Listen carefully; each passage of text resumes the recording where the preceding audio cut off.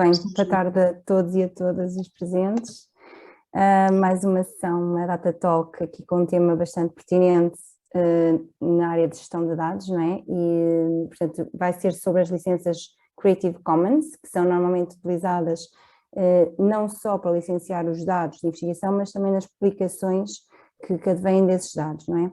E, portanto, é bastante pertinente este tema, porque pode ajudar não só na área de sondagem, mas também os próprios investigadores, não é? Portanto, aqui vamos também referir, a Filomena irá referir também quais serão então, em que circunstâncias é que serão aplicadas cada uma das licenças disponibilizadas. Agora, para a parte da apresentação, também penso que dispensa um pouco apresentações, a nossa Filomena Borba. Portanto, a Filomena é licenciada em História e é pós-graduada em Relações Interculturais e também em Estudos do Património e Gestão e Empreendedorismo. É bibliotecária na Biblioteca do ISCAL, na área da promoção de leitura e gestão de coleções. Portanto, e responsável também pela dinamização do Fundo Antigo e pelo depósito na produção científica do ISCAL no repositório científico do Instituto Politécnico de Lisboa. Para além disso, participou também na tradução portuguesa do Open Science Training Handbook e colaborou no projeto A Case Report Building Communities with Training and Resources for Open Science Trainers. Portanto, aqui muito envolvida na área da Open Science, da ciência aberta, portanto, que nos diz muito a todos, penso eu. Portanto, agora vamos partir então para a apresentação e depois será aberta a questões, portanto aqui um período de tempo também disponível para as pessoas, para os presentes também participarem e para debatermos um pouco aqui estas questões advindas das licenças. Obrigada a todos e a todas. A Carmen a mim, não é? Obrigada, Patrícia. Eu vou partilhar aqui a tela, se não virem, depois digam, por favor.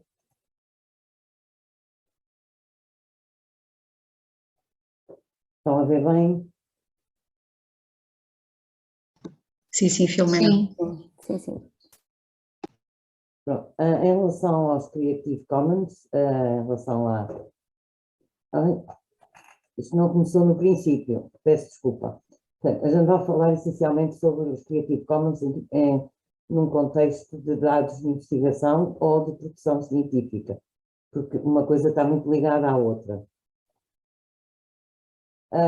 Primeiro que tudo, a Creative Commons é uma organização convém dizer o que é Creative Commons, é uma organização sem fins lucrativos que permite a partilha, a reutilização de trabalhos académicos, de investigação, de maneira que fornecendo ferramentas legais gratuitas e, neste caso, as nossas já conhecidas licenças. Ela é conhecida pelas suas licenças, mas também tem outras competências, nomeadamente tem digamos, uma marca, que é a marca de domínio público, em também uma licença que é CC0. Essas licenças foram concebidas para trabalhar em rede, portanto, para trabalhos de rede, para os trabalhos que estão disponíveis online, por isso está aí o ACA Web, que eu em português não sei muito bem como é que é de traduzir, o vulgo fica um bocadinho estranho a palavra, por isso gosto do original. Portanto, daí que os mesmos possam ser acedidos de qualquer parte do mundo, e daí também a característica principal destas licenças seja realmente a disseminação do conhecimento nas suas várias vertentes, desde imagem, dados, fecheiros multimédia, nas diversas plataformas. Estas são as licenças, as CC0, que não é propriamente as licenças que nós vamos falar aqui, embora vamos fazer uma pequena abordagem, e o Public Domain Mark, que também é uma das características da CC Commons, uma das ferramentas da CC Commons. São 6 principais licenças, a CC BY, a CC BY SA e por aí fora, que já vamos falar de cada uma delas. Em relação ao domínio público, é importante porque a Creative Commons achou que era consagrar uma ferramenta para o público, permitir aos criadores renunciar aos seus direitos e principalmente, como vem em baixo, tem uma informação adicional, principalmente porque muitos países e muitos quadros legais não permitem, muitas vezes, que os próprios criadores disponham em domínio público as suas criações, enquanto tem que haver um certo prazo. E neste caso, o que é que eles fizeram foi realmente criar, é certo que existem instrumentos, no caso das licenças de software em código aberto, em que os direitos de autor são um bocadinho ultrapassados, e isso vai permitir que a CC0 faça isso. Não quer dizer que não demos crédito a quem fez o trabalho. Um dos exemplos que eu pus aqui, aliás, 2 exemplos, foi o famoso MET, o Metropolitan Museum of Art de Nova Iorque, que tem todas as imagens das suas coleções digitalizadas e que estão em domínio público. Portanto, se quisermos fazer uma viagem pela pintura desde há 5.000 anos atrás, podemos ir às imagens digitais do MET. E a Europeana, que é a Biblioteca Digital da Europa, que tem também os metadados em domínio público e alguns objetos também. As nossas licenças, o que é que temos que fazer? Portanto, temos que escolher uma licença para o nosso trabalho, para os nossos dados e para as nossas publicações. Vamos começar pela mais comum, aquela que é, digamos, a mais aconselhada até pela própria Creative Commons, uma vez que, sendo a mais permissível, a mais aberta, também facilita a partilha e a disseminação do documento. Neste caso, tirei aí da Creative Commons Brasil, portanto, partilha e disseminação da cultura e do conhecimento. É muito mais fácil também chegar a mais lados. O que é que a CC BY permite? Permite a distribuição, a reutilização e a adaptação em qualquer formato, desde que seja dado crédito ao seu autor. Portanto, uma pessoa que realmente tem um trabalho ou fez e quer depositar os seus dados, mas que quer partilhar esses dados de uma forma mais aberta, pode utilizar a CC BY. Ela é, no entanto, e eu aqui, uma vez que estamos num grupo que é de Fórum de Gestão de Dados, convém referir que, no caso, há projetos financiados, quando temos dados sensíveis, principalmente na área da medicina, por exemplo, em que convém, não pode ser muito aberto. Aí podemos pôr outra das licenças que vamos falar mais à frente, que são mais restritivas, mas que é importante. De qualquer maneira, há uma coisa que devemos tentar sempre que eles estejam o mais abertos possível, ou seja, as open as possible, as close as necessary. Não vamos divulgar dados, por exemplo, nominais, nem identificar pessoas, mas podemos utilizar. Eu dei algum exemplo, por exemplo, a Tchelo usa a CC BY para os artigos a nível internacional, e portanto, ao reutilizarmos os dados que estão disponíveis, podemos adicionar elementos, podemos também mudar, porque é importante, principalmente quando são trabalhos em várias equipas, em vários lugares do mundo, é importante que, se calhar, uma vez que a partilha de conhecimento pode gerar mais conhecimento se houver uma licença mais aberta para isso. Neste caso, uma das coisas que tem mesmo que estar em acesso totalmente aberto são os metadados, ou seja, a identificação do trabalho que nós estamos a divulgar.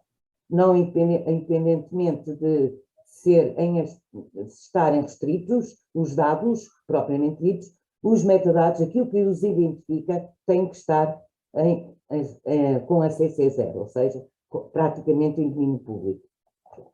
Obviamente que o mais importante é dar o devido crédito ao autor, aos donos dos dados, e vamos falando, a partir deste momento, em princípio, vou falar cada vez mais em dados do que propriamente em publicações. Neste caso, uma licença que também tem a ver com a atribuição, e que também é muito, digamos, não é muito restrita, mas também pode ser utilizada, tem a ver com a CC BY SA, ou seja, permite a reutilização, adaptar ao nosso gosto, em qualquer formato, e dando os devidos créditos. permite também a comercialização do trabalho ou da comunicação, ou mas aqui o original tem uma restrição. Todos os dados que forem acrescentados, ou todas as adaptações, têm que ter a mesma licença do documento original. Eu dei aqui o exemplo da Berlin Declaration of Education for Sustainable Development, portanto, a Declaração de Berlim sobre a Educação para o Desenvolvimento Sustentável, e usa a CC BY. Portanto, nós podemos utilizar este documento, podemos até acrescentar coisas, mas quando o divulgarmos temos que usar a licença CC BY SA, que é atribuição e partilha legal. Eu tentei traduzir para português, a tradução que lá estava no site da CC Commons é esta, portanto, às vezes pode não corresponder muito bem àquilo que nós estamos a entender. A outra que também permite fazer quase tudo, menos usar o documento ou o trabalho que nós criamos para fins comerciais. Neste caso é a CC BY NC. O NC quer dizer, portanto, significa only, ou seja, significa só para ações que não visem, portanto, vender ou para fins comerciais. Agora, neste caso, há aqui uma pequena particularidade, começa a aparecer nas licenças, o NC e uma mais à frente, tudo o que implica o uso do cifrão ou do dólar, começa a aparecer aquilo que é utilizado, portanto, pela União Europeia nos países do euro, por exemplo. Substituem o dólar pelo símbolo do euro. Neste caso, eu estava a dizer, o que é que o Instituto, por exemplo, de engenheiros eletrotécnicos, é só a maior associação profissional do mundo, usa normalmente a CC BY NC. Eu acho que pus mal aqui uma coisa, mas pronto. Usa também esta e usa eu peço imenso desculpa, mas há aqui um erro. No entanto, eles usam estas três licenças. A CC BY NC, que é para fins não comerciais, e a CC BY NC ND, que vamos falar mais à frente. Em relação à CC BY ND, isto significa o quê? Significa que não podemos mexer na obra. Podemos partilhá-la, podemos fazer uso dela, podemos estudar e distribuir cópias, podemos fazer muita coisa. A única coisa que não podemos fazer, não podemos mexer na obra, portanto não pode haver adaptações ou não pode haver engenharia inversa. Neste caso, o que usam, normalmente quem usa mais este tipo de licença, por exemplo, é o FlickR, que são as fotografias. Para não haver manipulação das fotografias, eles usam esta licença. É uma licença não comercial e os recursos, que é muito interessante, por exemplo, não deveria ser usada, por exemplo, para os recursos educativos que estão online, por exemplo, porque é importante que esses recursos educativos podem ser melhorados se outros investigadores ou outros professores puderem trabalhar neles. E é isso, é importante. De qualquer maneira, a licença aplicada mesmo em relação à difusão tem que ser a mesma que é do documento original.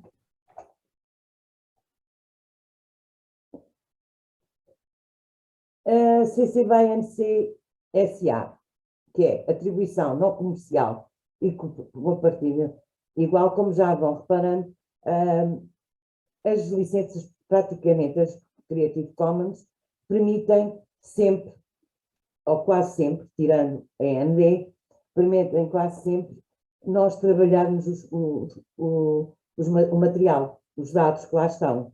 E podemos acrescentar, podemos refazer, podemos também dar mais incremento, neste caso, na CC BY NC-SA, é uma combinação de direitos e restrições, quer da CC BY NC, quer não comercial, e também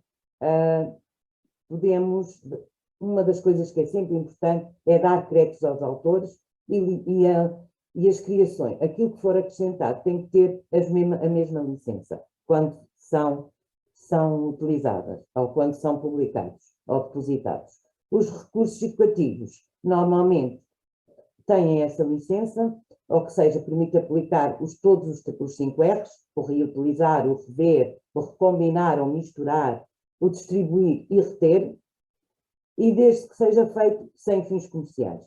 O mais importante é que se pode fazer tudo, mas sem fins comerciais, e eu usei a Lumen, que eles usam essencialmente esta licença, principalmente para textos para recursos educativos online.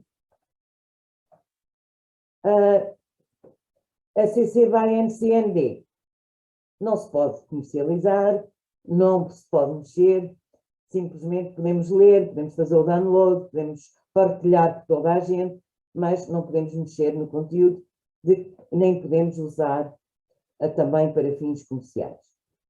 No caso, eu pus aqui, neste caso eu utilizei a Wiley, e a Wiley permite, é uma editora britânica, que os autores britânicos que são financiados, por exemplo, não podem utilizar esta licença, tem que ser uma licença mais aberta. Mas a Wiley permite que autores de outras nacionalidades a possam usar nas suas publicações. De qualquer modo, estas licenças, por muito restritivas que sejam, não podem, por exemplo, pôr uma licença restritiva em elementos que sejam de domínio público, ou seja, essa licença não é aplicável aos elementos que são utilizados e que estejam em domínio público. Também não é possível utilizar os materiais pretendidos, embora possa haver de uma maneira muito aberta, por uma razão muito simples. Há direitos que se suplantam ao direito ao conhecimento, no caso da privacidade das pessoas. Alguns têm direitos de publicidade. Quando nós usamos, por exemplo, o rato Mickey, a Disney, por exemplo, também veio-nos dizer que não podíamos usar, ou a Coca-Cola não podemos usar muitas coisas. Muitas vezes, para exemplificar, temos que pedir autorização, portanto, limita um bocadinho, esses direitos podem limitar um bocadinho a utilização de certos elementos. No fundo, o que é que cada uma delas permite? Isto é um resumo que foi tirado do Creative Commons Brasil. Portanto, podemos ver que está bem resumido aqui o que é que permite e o que é que não permite. O azul praticamente todas permitem, portanto, copiar e publicar. O uso comercial, nem todas. Mudar a licença, algumas podem, mas mesmo assim tem que sempre dar crédito ao original. A licença atribuída, requerida, ou seja, é preciso sempre atribuir, referenciar o trabalho original, e modificar e adaptar também nem todas o conseguem fazer. Eu falei das Creative Commons, mas também existem outras licenças que eu não vou falar, mas que estão em open source.